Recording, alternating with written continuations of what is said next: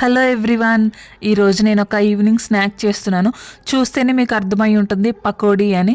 So మన తెలుగు రాష్ట్రాల్లో ఈ పకోడీ ఇష్టం లేని వాళ్ళు ఎవరైనా ఉంటారా చెప్పండి. చూస్తేనే నోరూరిపోతుంది. బట్ కొంతమందికి బ్లోటింగ్ ఇష్యూస్ వల్ల తినలేకపోతున్నారు. సో అలాంటి వాళ్ళ కోసం నేను శనగపిండితోటి కాకుండా గోధుమ పిండితోటి చేస్తున్నాను. అయినా చాలామందికి తెలిసే ఉంటుంది గోధుమ పిండితో చేస్తారు అని. బట్ తెలియని వాళ్ళ కోసం చూపిస్తున్నాను. అండ్ నేను ఎలా చేశానో చూసేయండి. ఫస్ట్ కొన్ని ఆనియన్స్ స్లైస్గా కట్ చేసుకొని తీసుకున్నాను. దాంట్లోకి కొంచెం సాల్ట్ వేసాను. సాల్ట్ వేసుకొని ఇలా కలుపుకోవాలి. ఎంతవరకు అంటే ఆనియన్స్లోంచి వాటర్ రిలీజ్ అయ్యేంత వరకు. ఆ తర్వాత ఒక పచ్చిమిర్చి, కొంచెం కరివేపాకు, కొంచెం కారం, అలాగే గోధుమ పిండి వేసుకొని కలుపుకోవాలి. ఫస్టే వాటర్ పోయకూడదు. ఆల్రెడీ మనకి ఆనియన్లోంచి వాటర్ రిలీజ్ అయింది కదా, ఆ వాటర్ తోటి కలుపుకోవాలి. ఆ తర్వాత కొంచెం కొంచెంగా వాటర్ కలుపుకోవాలి.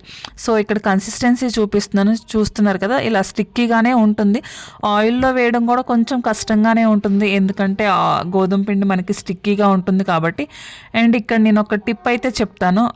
పిండి మన చేతుల్లోంచి తొందరగా ఆయిల్లోకి పడాలి అంటే ఫస్ట్ మనం పిండి కలుపుకున్నాం కదా, కలుపుకున్న తర్వాత హ్యాండ్ వాష్ చేసుకోవాలి. వాష్ చేసుకున్న తర్వాత మనకి పకోడీకి ఎంత పిండి అయితే కావాలో అంత పిండి మాత్రమే తీసుకొని, ఒక్కొక్క పకోడీకి ఎంత పిండి పడుతుందో అది తీసుకొని మాత్రమే వేయాలి. అలా చేయడం వల్ల చాలా త్వరగా ఆయిల్లోకి అయితే పడుతుంది. ఇక్కడ మీరు డిఫరెన్స్ చూసే ఉంటారు ఫస్ట్కి ఇప్పటికి. సో అంతే అండి. అలాగే పకోడీ క్రిస్పీగా రావాలి అంటే లైట్ బ్రౌన్ కలర్ వచ్చేంత వరకు వేయించుకోవాలి, అంటే కొంచెం ఎక్కువసేపు.